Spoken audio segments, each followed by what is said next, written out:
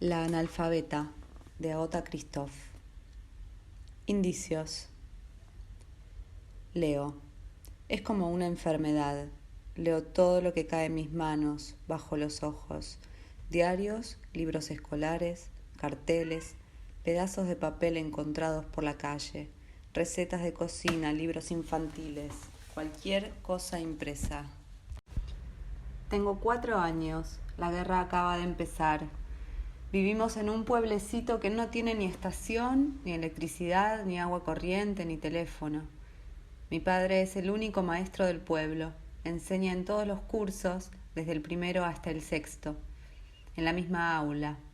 La escuela está separada de nuestra casa solo por el patio, y las ventanas del colegio dan al huerto de mi madre.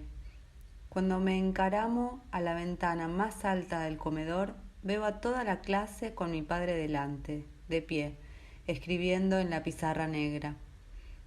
El aula de mi padre huele a tiza, a tinta, a papel, a calma, a silencio, a nieve, incluso en verano.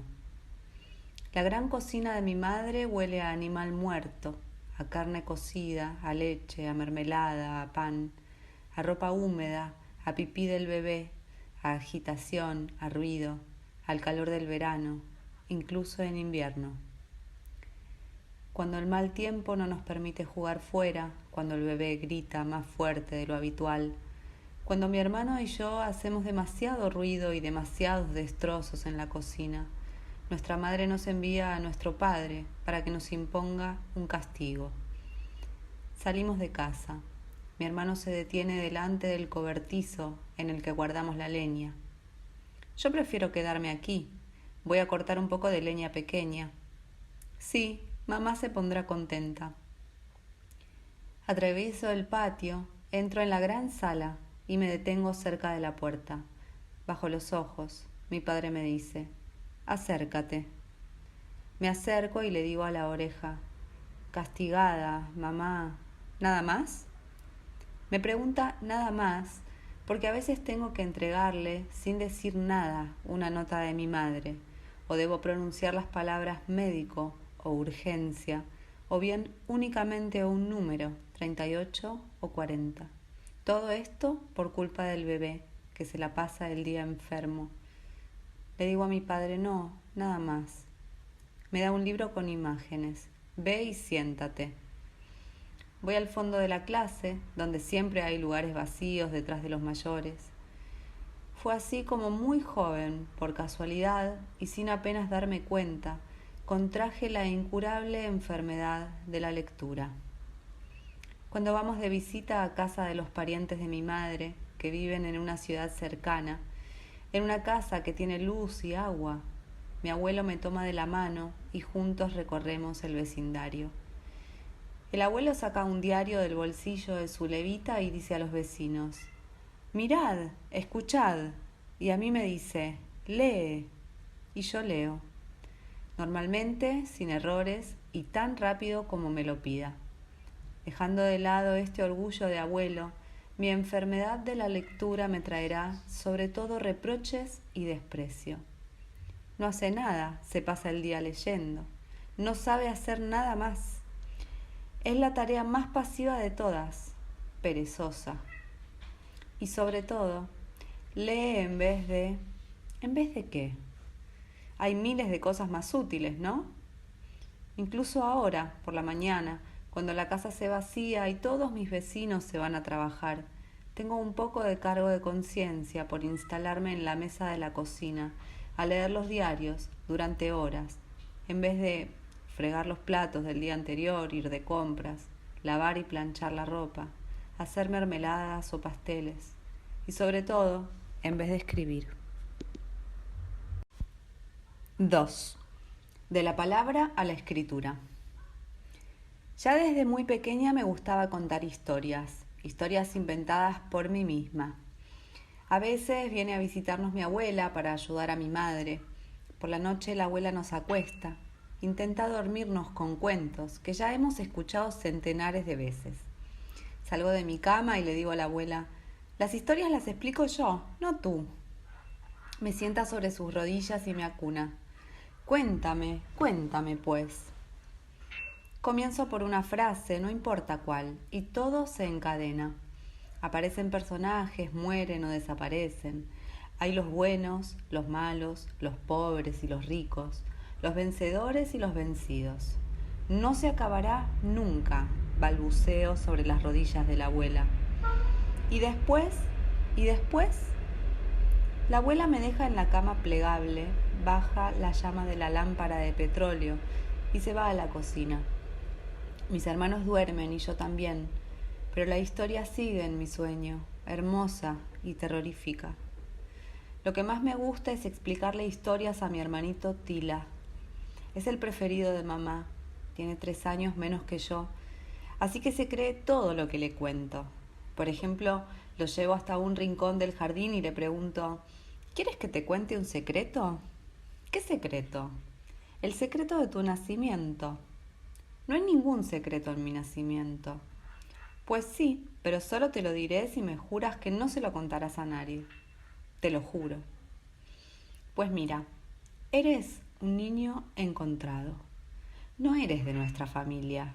Te encontraron en un campo abandonado y desnudo. Tila dice, no es verdad.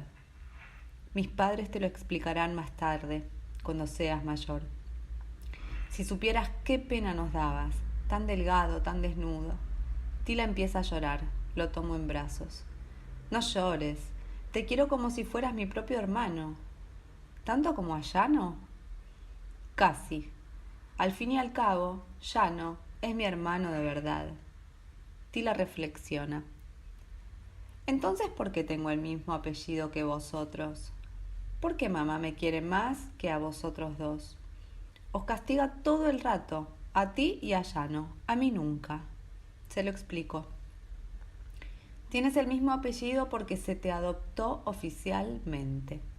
Y si mamá es más buena contigo que con nosotros, es porque quiere demostrar que no hace ninguna diferencia entre tú y sus verdaderos hijos.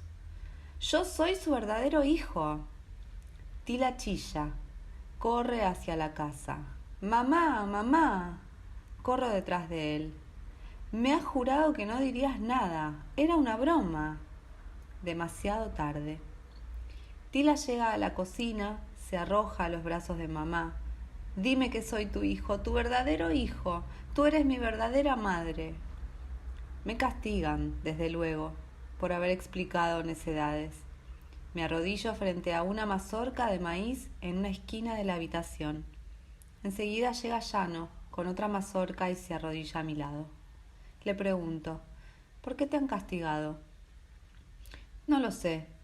Solo he acariciado la cabeza de Tilo y le he dicho, te quiero, bastardito. Reímos. Sé que lo ha hecho expresamente para que le castigaran, por solidaridad, y porque sin mí se aburre.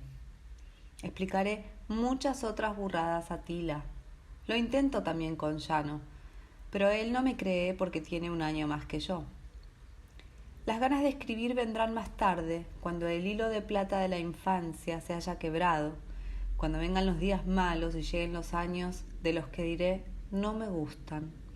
Cuando separada de mis padres y mis hermanos, ingreso a un internado de una ciudad desconocida, donde para soportar el dolor de la separación solo me queda una solución: escribir. 3. Poemas. Cuando entro en el internado tengo 14 años. Llano, mi hermano, está interno desde hace 1 año, pero en otra ciudad. Tila todavía está con mi madre.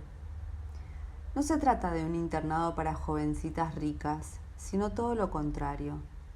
Es algo entre un cuartel y un convento, entre un orfelinato y un reformatorio.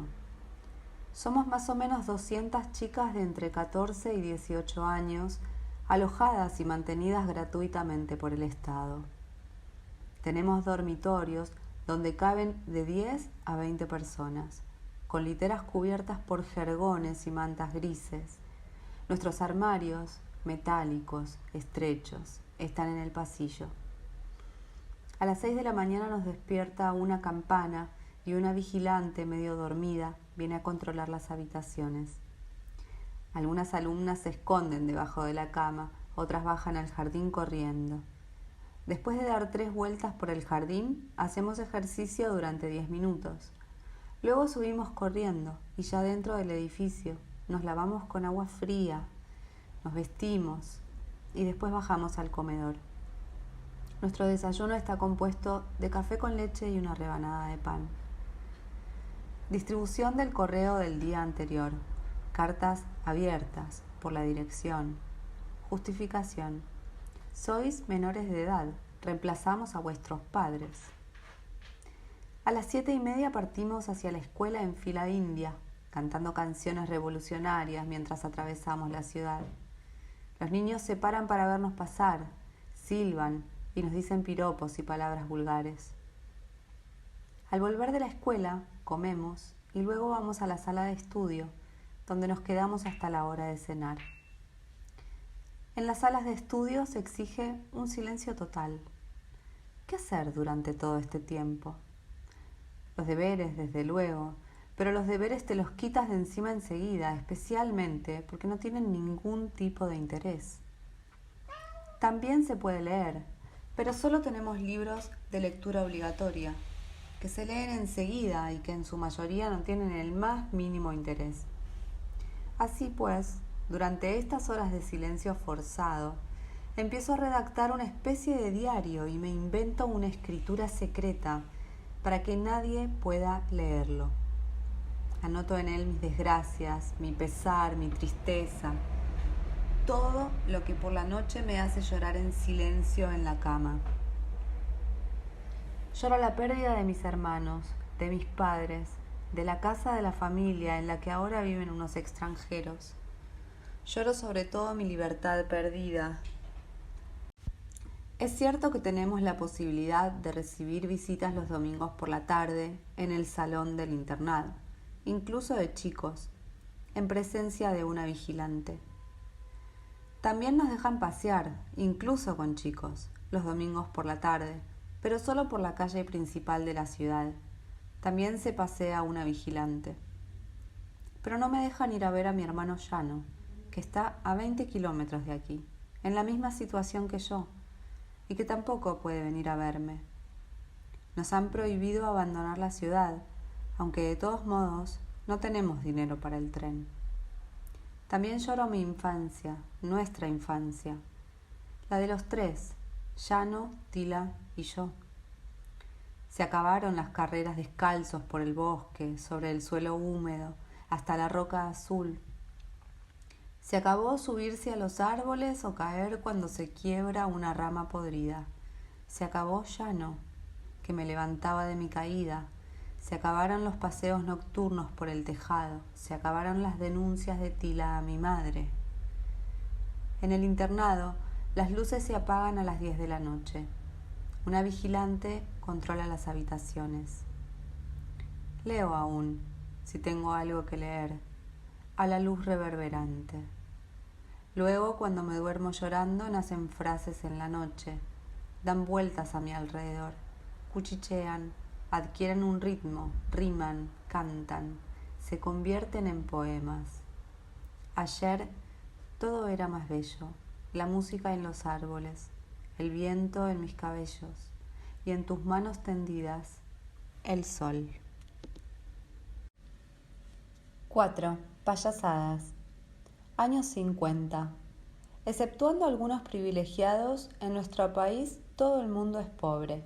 Algunos son incluso más pobres que otros. Es cierto que en el internado nos mantienen. Tenemos qué comer y un techo, pero la comida es tan mala y tan escasa que siempre estamos hambrientos. En invierno pasamos frío. En la escuela no nos quitamos los abrigos y nos levantamos cada cuarto de hora a hacer ejercicios gimnásticos para calentarnos. En los dormitorios hace el mismo frío.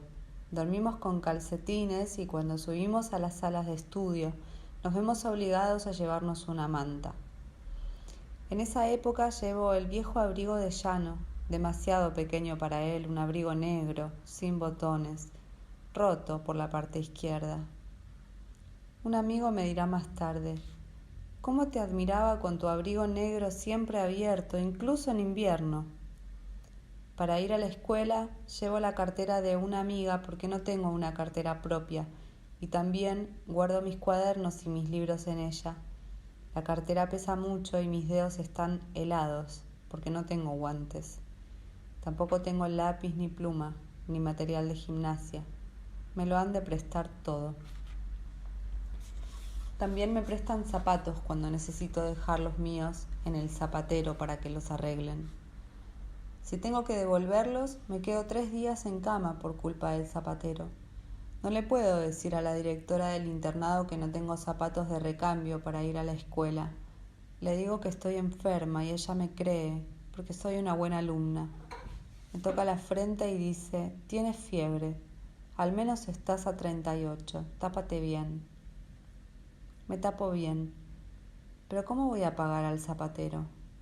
No puedo pedir dinero a mis padres. Mi padre está en la cárcel y no tenemos noticias suyas desde hace años. Mi madre trabaja donde puede. Vive en una sola habitación con Tila. A veces los vecinos le dejan usar la cocina. Durante un breve periodo, mi madre trabajó en la ciudad en la que yo estudio. Una vez, de vuelta de la escuela, la visité. Vive en una pequeña habitación en un sótano, donde unas 10 mujeres, sentadas alrededor de una gran mesa, empaquetan veneno para ratas a la luz de una bombilla.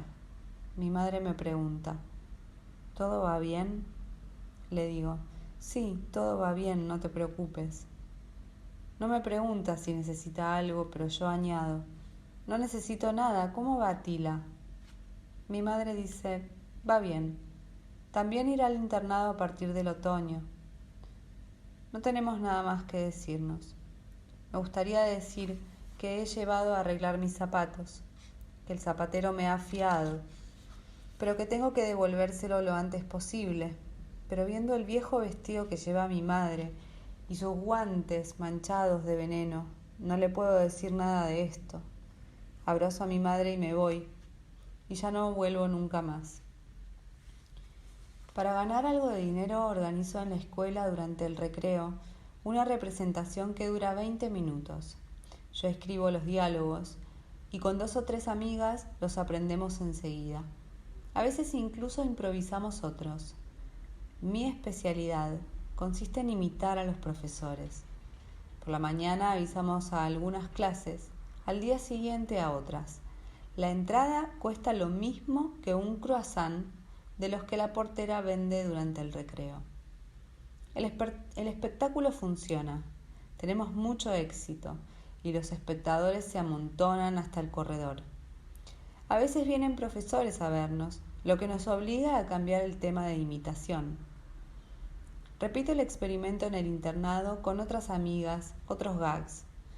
Por la noche vamos de dormitorio en dormitorio, nos invitan, nos suplican que vayamos. Nos preparan festines con los paquetes que las hijas de campesinos reciben de sus padres. Nosotras, las actrices, aceptamos indistintamente dinero o alimentos, pero en realidad nuestra gran recompensa es la felicidad de hacerlas reír. 5. Lengua materna y lenguas enemigas. Al principio, no había más que una sola lengua. Los objetos, las cosas, los sentimientos, los colores, los sueños, las cartas, los libros, los diarios, estaban en esa lengua. Yo no podía imaginar que pudiera existir otra lengua, que un ser humano pudiera pronunciar una palabra que yo no comprendiera.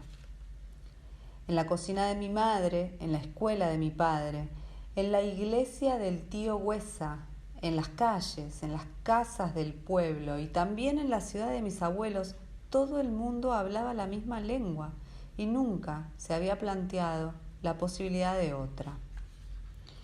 Decían que los gitanos instalados en las afueras del pueblo hablaban otra lengua.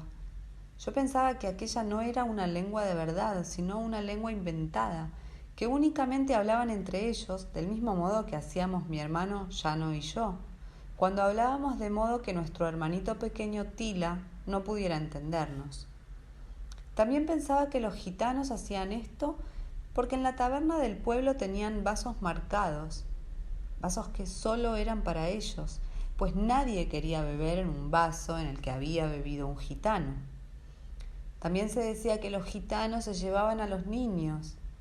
Es cierto que robaban muchas cosas, pero cuando pasábamos por delante de sus casas construidas con adobe y veíamos la cantidad de niños que jugaban alrededor de aquellas casuchas, nos preguntábamos por qué iban a robar más niños. Además, cuando los gitanos venían al pueblo para vender sus cacharros de cerámica o sus cestas de mimbre, hablaban normalmente, es decir, la misma lengua que nosotros. Cuando tenía 9 años nos mudamos. Nos fuimos a vivir a una ciudad fronteriza en la que al menos la cuarta parte de la población hablaba la lengua alemana. Para nosotros los húngaros era una lengua enemiga, ya que nos recordaba a la dominación austríaca, y también era la lengua de los militares extranjeros que en esa época ocupaban nuestro país. Un año más tarde fueron otros los militares que ocuparon nuestro país. La lengua rusa se volvió obligatoria en las escuelas. Las demás lenguas fueron prohibidas. Nadie conoce la lengua rusa. Los profesores que enseñan lenguas extranjeras, alemán, francés, inglés, siguen cursos acelerados de ruso durante algunos meses, pero no conocen realmente esta lengua y no tienen ninguna ganas de enseñarla. Y de todos modos los alumnos tampoco tienen ninguna ganas de aprenderla. Asistimos aquí a un sabotaje intelectual nacional, a una resistencia pasiva natural, no concertada, pero muy evidente. Con la misma falta de entusiasmo son enseñadas y aprendidas la geografía, la historia y la literatura de la Unión Soviética. De las escuelas sale una generación de ignorantes. Así es como a la edad de 21 años, cuando llego por casualidad a Suiza, una ciudad en la que se habla francés, me enfrento a una lengua totalmente desconocida para mí. Aquí empieza mi lucha para conquistar esa lengua, una lucha larga y encarnizada que durará toda mi vida. Hablo francés desde hace más de 30 años. Lo escribo desde hace 20 años, pero aún no lo conozco. Lo hablo con incorrecciones y no puedo escribirlo sin ayudarme de diccionarios que consulto con frecuencia. Esa es la razón por la cual digo que la lengua francesa, ella también, es una lengua enemiga. Pero hay otra razón, y es la más grave. Esta lengua está matando a mi lengua materna. 6. La muerte de Stalin. Marzo de 1953. Stalin ha muerto. Lo sabemos desde ayer por la noche. En el internado la tristeza es obligatoria. Nos acostamos sin hablarnos. Al día siguiente nos preguntamos: ¿es un día de fiesta? La vigilante dice: no. Iréis a la escuela como de costumbre, pero no cantéis. Vamos a la escuela como de costumbre, en fila india, pero sin cantar. Encima de los edificios flotan banderas rojas y banderas negras. Nuestro profesor nos espera, dice. A las 11 sonará la campana de la escuela. Os levantaréis para guardar un minuto de silencio. Mientras tanto, escribiréis una redacción cuyo tema será la muerte de Stalin. En esta redacción escribiréis todo lo que el camarada Stalin era para vosotros. De entrada un padre, luego un faro luminoso. Una de las alumnas se pone a llorar. El profesor dice: contrólese, señorita. Todos estamos haciendo más allá de nuestras fuerzas. Pero intentemos dominar nuestro dolor. Sus redacciones no serán calificadas dado el estado de conmoción en el que se encuentran en este momento. Escribimos. El profesor se pasea por la clase con las manos detrás de la espalda. Suena una campanada y nos levantamos. El profesor mira su reloj. Esperamos. Las sirenas de la ciudad también deberían sonar. Una niña que está cerca de la ventana mira hacia la calle y dice: «Solo es la campana para la basura». Nos volvemos a sentar, dominadas por una risa tonta. Poco tiempo después suenan la campana de la escuela y las sirenas de la ciudad. Nos levantamos de nuevo, pero por culpa de la basura todavía nos reímos. Nos quedamos de pie así durante un largo minuto, sacudidas por una risa silenciosa. El profesor ríe con nosotras. Durante varios años llevé en el bolsillo la fotografía en color de Stalin, pero cuando murió comprendí por qué. Mi tía había roto esa fotografía en el transcurso de una temporada que estuve en su casa. El adoctrinamiento era importante y eficaz, sobre todo entre los jóvenes. Rudolf Nureyev, el gran bailarín ruso disidente, explica: «El día en que murió Stalin salí al campo. Esperé a que ocurriera algo extraordinario, a que la naturaleza respondiera a la tragedia.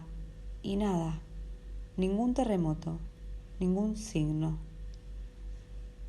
No, el terremoto solo llegó 36 años más tarde y no fue una respuesta de la naturaleza, sino de los pueblos. Ha sido necesario esperar todos estos años para que nuestro Padre muera verdaderamente, para que nuestro faro luminoso se apague para siempre. Al menos esperemos que así sea». ¿Cuántas víctimas tenía sobre su conciencia? Nadie lo sabe. En Rumanía aún se cuentan muertos. En Hungría había 30.000 en el año 1956. Lo que nunca se podrá medir es el papel nefasto que ejerció la dictadura en la filosofía, el arte y la literatura de los países del Este.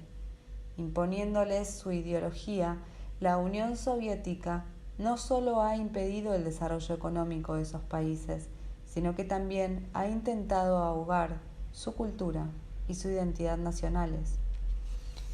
Que yo sepa, ningún escritor ruso disidente ha abordado o mencionado este tema. ¿Qué piensan ellos, que también han tenido que padecer a su tirano? ¿Qué piensan, pues, de estos pequeños países sin importancia que han tenido que padecer, además de la dominación extranjera, la suya, la de su país? ¿Sienten o llegarán a sentir un mínimo de vergüenza por esto? Aquí he de pensar en Thomas Bernhard, el gran escritor austríaco, que no ha dejado de criticar y fustigar con odio y con amor y también con humor a su país, a su época, a la sociedad en la que vivía. Murió el 12 de febrero de 1989. Por él no hubo duelo nacional o internacional, no hubo falsas lágrimas, quizás tampoco verdaderas. Solo sus lectores apasionados, entre los cuales me encuentro, se han dado cuenta de la pérdida inmensa para la literatura. Thomas Bernhard, en lo sucesivo, ya no escribirá más. Pero lo que es peor, prohibió que se publiquen los manuscritos que dejó tras su muerte. Era el último no a la sociedad del genial autor del libro titulado Sí. Este libro está aquí delante de mí, en mi mesa, junto con Hormigón, El náufrago, El imitador, Tala y otros más. Sí, es el primer libro suyo que leí. Lo presté a muchos amigos diciéndoles que nunca me había reído tanto leyendo un libro. Me lo devolvieron sin acabarlo, de tan desmoralizadora e insostenible como les parecía esta literatura. En cuanto al lado cómico del libro, no lo encontraron en ninguna parte. Es cierto que su contenido es terrible, pues este sí es ciertamente un sí, pero un sí a la muerte, y por lo tanto un no a la vida. Sin embargo, se quiera o no, Thomas Bernhard vivirá eternamente para servir de ejemplo a todos aquellos que desean ser escritores. 7. La memoria. Me enteró por los periódicos y la televisión de que atravesando la frontera suiza clandestinamente en compañía de sus padres, ha muerto de frío y de agotamiento un niño turco de 10 años. Quienes los pasaban los dejaron cerca de la frontera.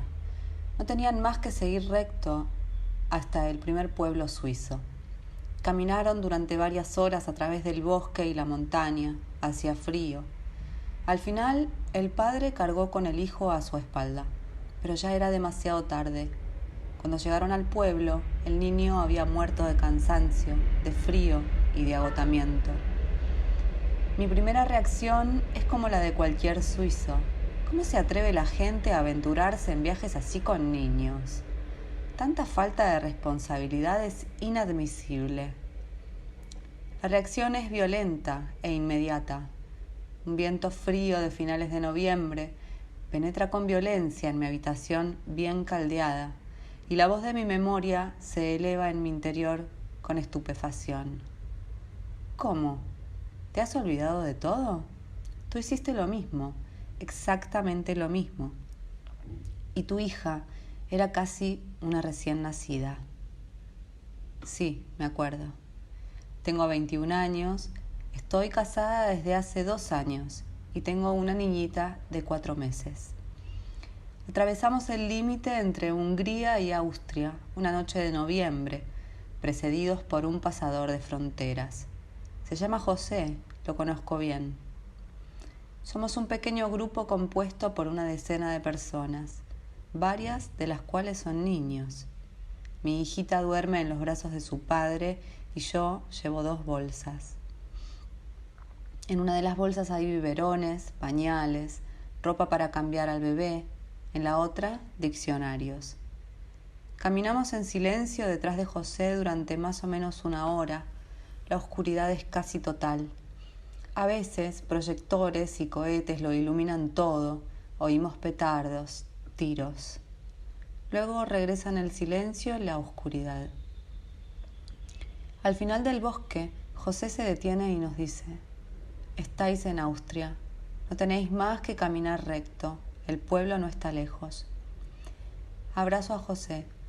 Todos le damos el dinero que tenemos, al fin y al cabo este dinero no tiene ningún valor en Austria. Caminamos por el bosque, mucho rato, demasiado rato. Las ramas nos arañan la cara, caemos en los hoyos, las hojas muertas nos mojan los zapatos, nos torcemos los tobillos con las raíces. Encendemos algunas linternas, pero solo iluminan pequeños círculos, y los árboles, siempre los árboles. Sin embargo, ya tendríamos que haber salido del bosque. Tenemos la impresión de estar caminando en círculo.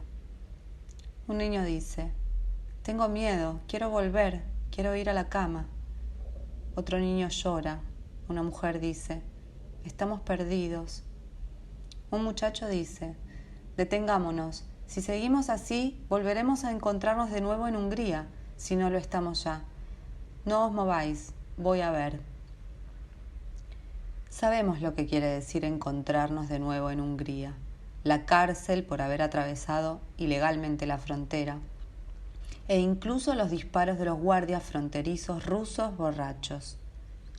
El muchacho sube a un árbol. Cuando baja dice: ya sé dónde estamos. Me he guiado por las luces. Seguidme. Lo seguimos. Pronto el bosque se va aclarando y marchamos por fin por un camino de verdad, sin ramas, sin hoyos, sin raíces. De repente una luz potente nos ilumina y una voz dice: ¡alto! Uno de los nuestros dice en alemán: somos refugiados. Los guardias fronterizos austríacos contestan riendo: nos lo imaginábamos, venid con nosotros. Nos llevan hasta la plaza del pueblo. Allí hay un montón de refugiados. Llega el alcalde. Los que tengan niños, que den un paso hacia adelante. Nos alojan en la casa de una familia de campesinos. Son muy amables. Se ocupan del bebé, nos dan de comer, nos dan una cama. Curiosamente son pocos los recuerdos que conservo de todo aquello. Es como si todo hubiera sucedido en un sueño o en otra vida, como si mi memoria se negara a recordar ese momento, en el que perdí una gran parte de mi vida. Me dejé en Hungría mi diario de escritura secreta y también mis primeros poemas. También dejé a mis hermanos, mis padres, sin avisarles, sin despedirme de ellos, sin decirles adiós.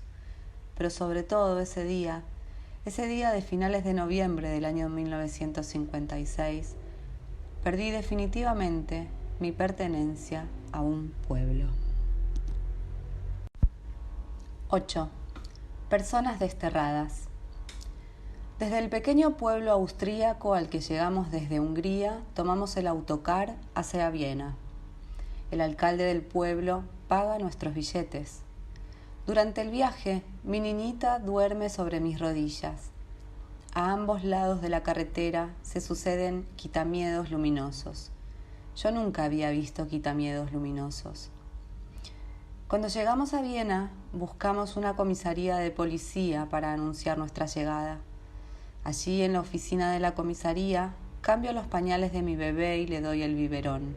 Vomita. Los policías nos dan la dirección de un centro de refugiados y nos indican el tranvía que nos llevará gratuitamente.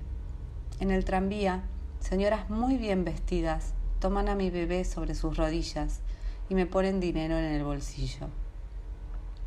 El centro es un edificio grande que debió de haber sido una fábrica o un cuartel. En unas salas inmensas colocan jergones directamente sobre el suelo. Hay duchas comunes y un amplio comedor. A la entrada de esta sala se encuentra una pizarra negra en la que cuelgan anuncios de búsqueda. La gente busca a sus parientes, a amigos que han perdido cuando atravesaban la frontera, antes o después, yendo hacia Viena, o incluso entre el gentío y el caos del centro. Mi marido, como todo el mundo, se pasa el día esperando en las oficinas de las diferentes embajadas para encontrar un país de acogida. Yo me quedo con mi niñita, que tumbada sobre el jergón, balbucea jugando con las briznas de paja. Me veo obligada a aprender algunas palabras en alemán para pedir lo que el bebé necesita. Tomándolo en mis brazos, voy hasta la gran cocina del centro y le digo al señor que parece ser el jefe: Milch für Kinder bitte, o Seine für Kinder. El señor siempre me da personalmente lo que pido. Se acerca la Navidad cuando tomamos el tren hacia Suiza. Hay ramas de abeto sobre el marco de la ventana, chocolate y naranjas. Es un tren especial. Aparte de los acompañantes, solo hay húngaros dentro, y el tren solo se detiene en la frontera suiza. Allí nos dan la bienvenida una banda de música y unas gentiles señoritas nos pasan por la ventana vasos de té caliente, chocolate y naranjas. Llegamos a Lausanne. Nos alojan en un cuartel en la parte alta de la ciudad, cerca de un campo de fútbol. Muchachas vestidas de militar se hacen cargo de nuestros hijos con sonrisas tranquilizadoras. Los hombres y mujeres son separados para la ducha. Se llevan nuestros vestidos para desinfectarlos. Aquellos de entre nosotros que ya habían pasado por situaciones parecidas confesaron más tarde que tuvieron miedo. Luego, todos nos sentimos consolados al reencontrarnos y sobre todo encontrando a nuestros hijos limpios y bien alimentados. Mi pequeña duerme tranquilamente en una cuna, algo que nunca tuvo, al lado de mi cama. El domingo, después del partido de fútbol, los espectadores vienen a vernos detrás de la barrera del cuartel. Nos regalan chocolate y naranjas, naturalmente, pero también cigarrillos e incluso dinero. Ya no nos recuerda a los campos de concentración, sino más bien al parque zoológico. Los más vergonzosos de entre nosotros se abstienen de salir al patio. Otros, por el contrario, se pasan el rato tendiendo la mano a través de la barrera y comprando su botín. Varias veces por semana vienen empresarios industriales en busca de mano de obra. Amigos y conocidos encuentran trabajo y alojamiento. Cuando se van, nos dejan su dirección. Después de permanecer un mes en Lausanne, pasamos otro mes en Zúrich, alojados en una escuela en el bosque. Imparten clases de lenguas. pero yo no puedo asistir siempre a causa de mi niñita. ¿Cómo habría sido mi vida si no hubiera dejado mi país? Más dura, más pobre, pero también menos solitaria, menos rota, quizá feliz. De lo que sí estoy segura es que hubiera escrito lo que fuera en cualquier lengua.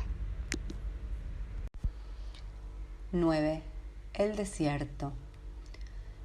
Desde el centro de refugiados de Zúrich somos distribuidos prácticamente por toda Suiza. Así es, por casualidad, como llegamos a Neuchâtel, más concretamente a Valangin, donde nos espera un apartamento de 2 habitaciones amueblado por los vecinos del pueblo. Algunas semanas más tarde empiezo a trabajar en una fábrica de relojes en Fontaine-le-Melon. Me levanto a las 5:30.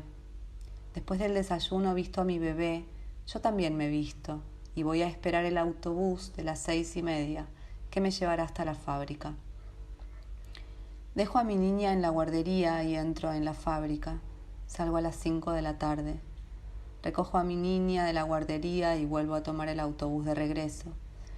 Hago unas compras en la pequeña tienda del pueblo, enciendo el fuego, no hay calefacción en el apartamento. Arreglo la casa, acuesto a la niña, lavo los platos. Escribo un poco y me acuesto. Para escribir poemas, la fábrica está muy bien.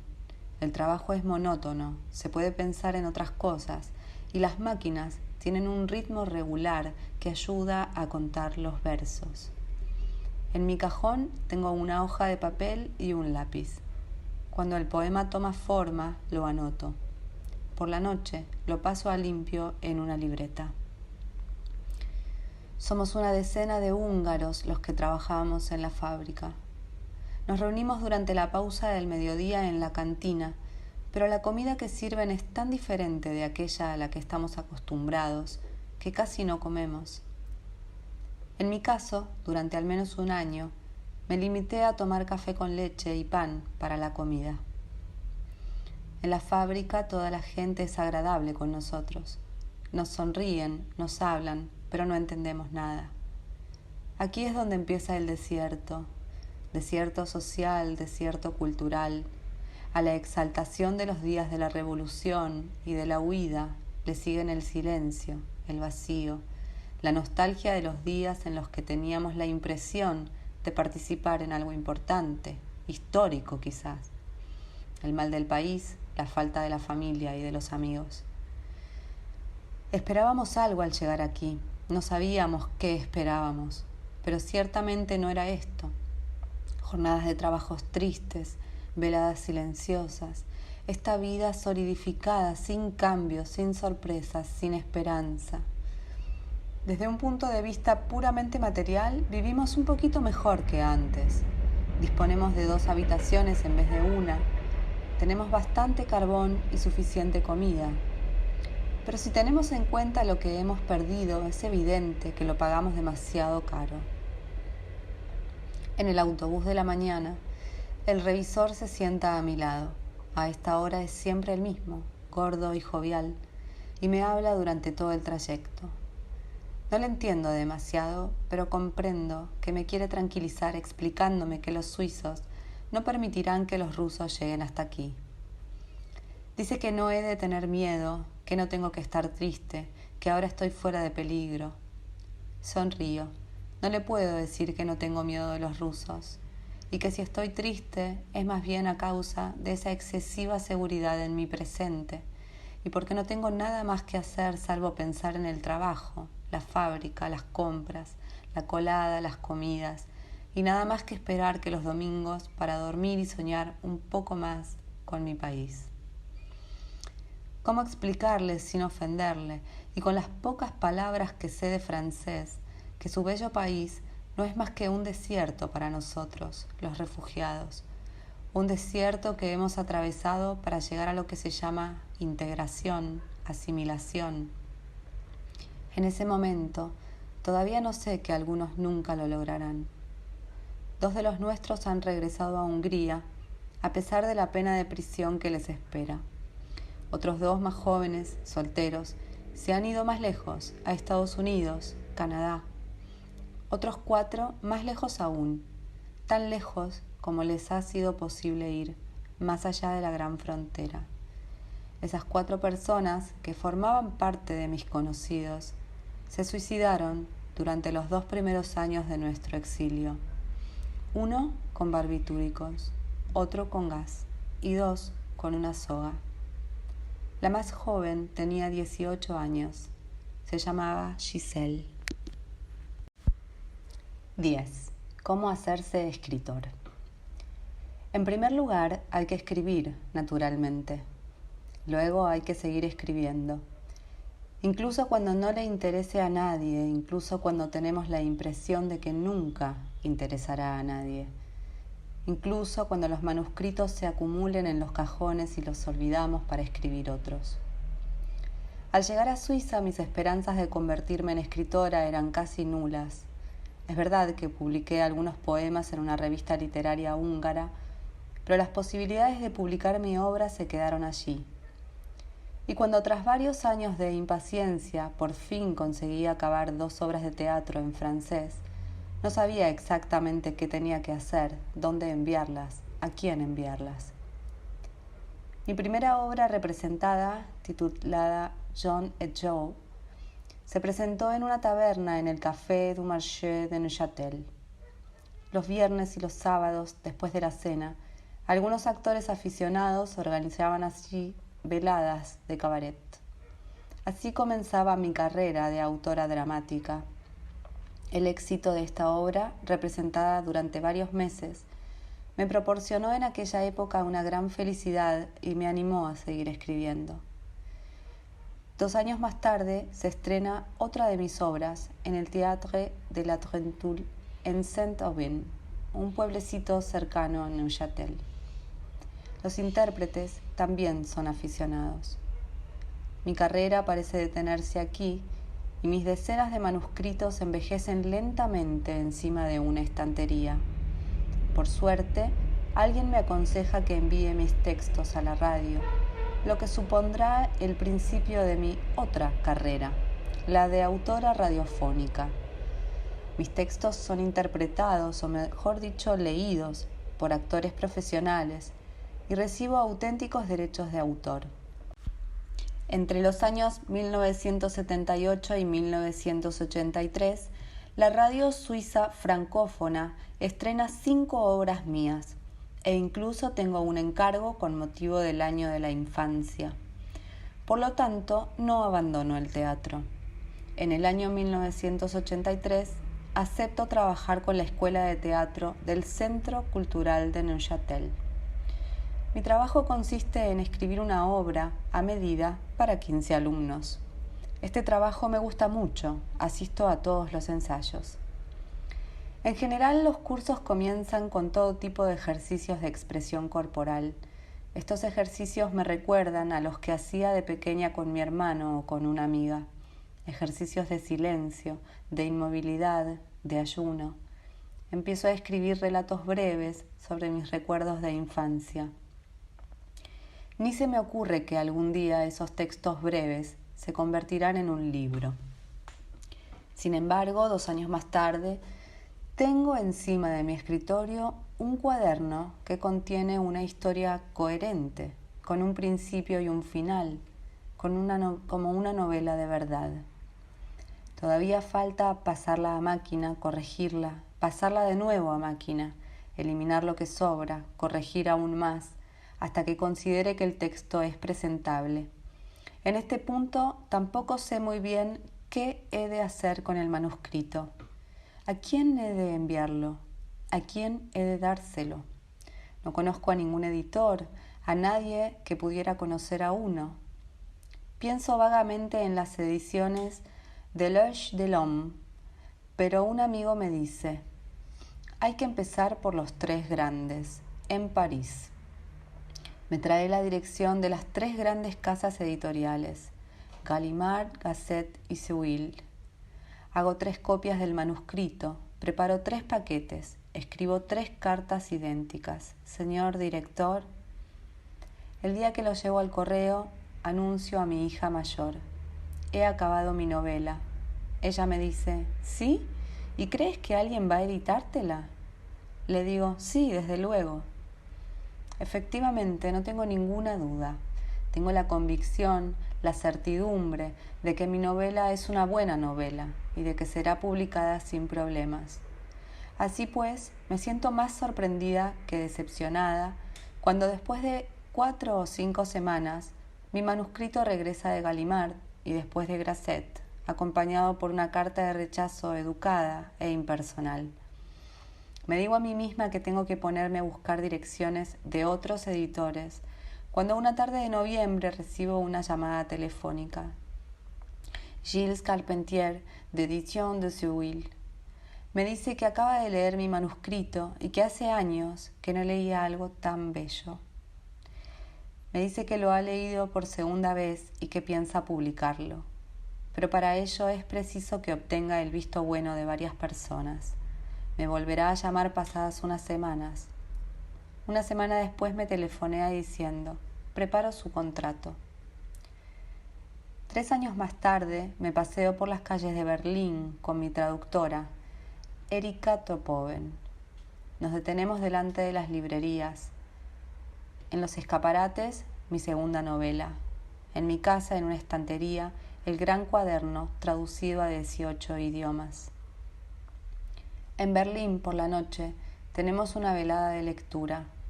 La gente viene para verme, para escucharme, para preguntarme cosas sobre mis libros, sobre mi vida, sobre mi trayectoria como escritora.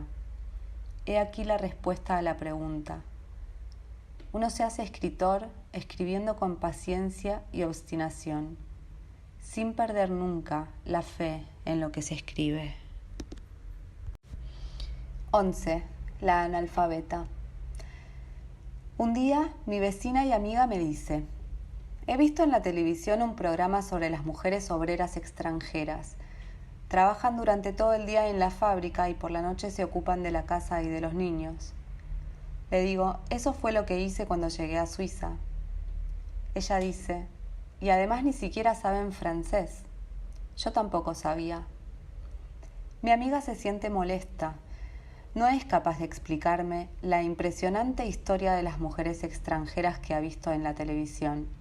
Se ha olvidado de tal forma de mi pasado que no puede imaginar que yo haya pertenecido a esa raza de mujeres que no conocen la lengua del país, que trabajan en la fábrica y que por la noche se ocupan de su familia. Yo sí me acuerdo. La fábrica, las compras, la niña, las comidas y la lengua desconocida. En la fábrica es difícil conversar. Las máquinas hacen demasiado ruido. Solo se puede hablar en el cuarto de baño, mientras se fuma rápidamente un cigarrillo. Mis amigas obreras me enseñan lo esencial. Dicen, hace buen día, mostrándome el paisaje de Val de Ruz. Me tocan para enseñarme otras palabras, cabellos, brazos, manos, boca, nariz. Por la noche vuelvo con mi hija. Mi niñita me mira con los ojos como platos cuando le hablo en húngaro. En una ocasión se puso a llorar porque yo no la entendía, en otra ocasión porque era ella la que no me entendía. 5 años después de haber llegado a Suiza, hablo francés, pero no lo leo. Me he convertido en una analfabeta. Yo, la que sabía leer cuando tenía 4 años. Conozco las palabras. Cuando las leo, no las reconozco. Las letras no corresponden a nada. El húngaro es una lengua fonética, el francés, todo lo contrario. No sé cómo he podido vivir sin leer durante 5 años. En aquella época, una vez al mes, la Gazette Littéraire Honoris publicaba mis poemas. También estaban los libros húngaros, libros que a menudo yo había leído, que recibíamos por correspondencia de la Biblioteca de Ginebra. Pero no importaba, era mejor releer algo que no leer nada, y afortunadamente quedaba la escritura. Pronto mi niña tendrá 6 años, va a empezar a ir a la escuela. Yo también empiezo de nuevo a ir a la escuela. A los 26 años me inscribo en los cursos de verano de la Universidad de Neuchâtel para aprender a leer. Son cursos de francés para estudiantes extranjeros. Hay ingleses, americanos, alemanes, japoneses, suizos alemanes. El examen de ingreso es un examen escrito, un desastre, me ponen con los principiantes. Después de unas cuantas lecciones, el profesor me dice: habla usted muy bien el francés, ¿por qué está entre los principiantes? Yo le digo: no sé leer ni escribir, soy un analfabeta. Ríe, ya lo veremos. 2 años más tarde obtengo mi certificado de estudios franceses con matrícula de honor. Sé leer, de nuevo sé leer. Puedo leer a Victor Hugo, Rousseau, Voltaire, Sartre, Camus, Michaud, Francis Ponge, Sade, todo lo que quiera leer en francés, y también a autores no franceses pero traducidos como Faulkner, Steinbeck, Hemingway. Todo está lleno de libros comprensibles por fin también para mí. Tendré aún 2 hijos más. Con ellos ejercitaré la lectura, la ortografía, las conjugaciones. Cuando me pregunten el significado de una palabra o su ortografía, ya no diré más, no lo sé. Diré, vamos a ver. Y voy a consultar el diccionario incansablemente. Voy a consultar. Me convierto en una apasionada del diccionario. Sé que nunca escribiré el francés como lo escriben los escritores franceses de nacimiento, pero lo escribiré como pueda, lo mejor que pueda. No he escogido esta lengua, me ha sido impuesta por el destino, por la suerte, por las circunstancias. Estoy obligada a escribir en francés, es un desafío, el desafío de una analfabeta.